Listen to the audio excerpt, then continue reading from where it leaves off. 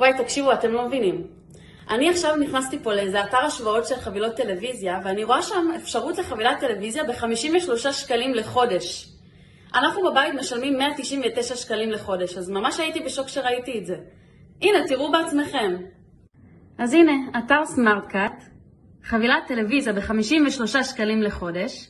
יש לכם גם 2 ממירים כלולים במחיר, גם התקנה ללא עלות. בנוסף יש לכם תוספת חבילת ספורט ב-19 שקלים לחודש בלבד, ערוצים ותכנים והטבת נטפליקס ודיסני. תקשיבו, זה באמת שווה, אני ממש ממליצה לכם לנסות. בחישוב מהיר שעשיתי, עד עכשיו נזרק לי לפח כל שנה 1,752 שקלים.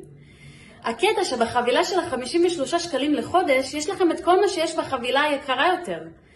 אז פשוט תשאירו מספר ושם, יחזרו אליכם. אני בטוחה שלא תתחרטו.